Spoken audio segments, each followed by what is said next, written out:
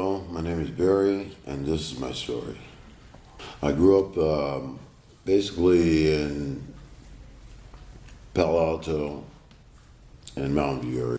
A little bit to LA. I went there back and forth. That's where a lot of my cousins and family is at, but I grew up here in the Bay Area. Good life as a kid, and single mom.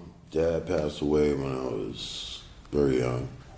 So I never knew my dad. He actually died the same year I was born. I have two sisters. I'm the only boy. It's only three of us. I went to Fidel College. I went to a musical arts school too in Los Angeles, California. Played music when I was young. Well, tried. I played bass, trumpet, was in a band in Fidel College and stuff like that, in a jazz trio. And one of my passions, my dream when I was a youngster. I was a young guy having fun, not really too much direction where I was gonna go or just taking life as it came, having a great time in my younger days. Yeah. Well, job-wise, career-wise, I didn't really know what I wanted to do, but I kind of had, I'm not gonna say an easy time in school. School was kind of,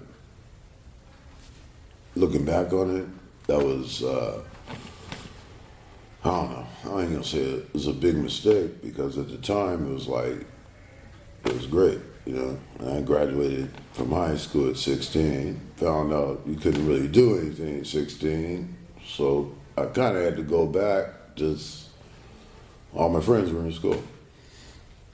But it kind of gave me that head start. It kind of got me like lasted days ago a little bit. Or,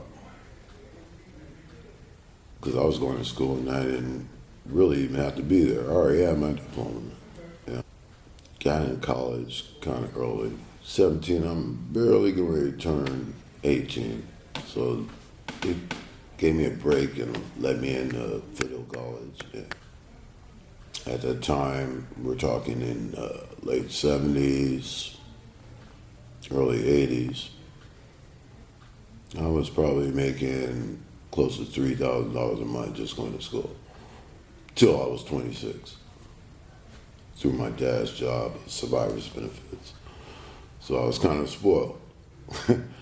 And for younger people probably looking at this, that would be like somebody now making $6,000 a month going to school, which can turn out, some good things can turn out bad things if your decisions are wrong.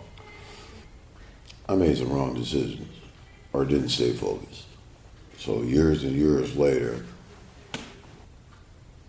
I ended up on the streets. My biggest downfall really was alcohol. I never had a drug problem. I never even had a felony in my life. But, and believe it or not, it wasn't drinking on the streets. It was college drinking. And in the 80s, when you had a good job, it was normal. Even around here, this is like the third wave of like the Google thing that's going on now. This is the third wave of this I've seen in my lifetime. So I had jobs at varying, and lunchtime, it wasn't no big thing. Middle management, your middle management guy would come, you have cocktails, and go back to work. That was normal in the 80s. Bad decisions. Didn't stay focused, and father for the first time with my son. No, second time, because actually I have a daughter that lives overseas. But when I had her mom had to go back overseas, so I didn't deal with that. Some of those decisions I made earlier, tickets, DUIs. Oh, and all of a sudden you got warrants for arrest, and you got to do this time. So when my son was 6 months old, it was like, I go to court. They said, step next to the bailiff. And me and my son's mom was having problems anyway, you know? And so that was the perfect time for her to go her way. I did my 6 months, got out, I was on the streets. During all this, I was dealing with the death of my mom and ended up on the streets for 5 years, which was totally foreign to me. At first, it wasn't the reality of really being homeless. It didn't feel like I was homeless. I had a car, friends, girlfriend, so it didn't really hit till everything hit rock bottom. The car ended up getting towed away. It was on a Sunday, I'll never forget it. And it was during football season. And it was a guy that we didn't really get along, but he kind of stayed in a campsite in Sunnyvale. And I used to just stay in my car, and I would pay a couple dollars a day over at the Cal train station.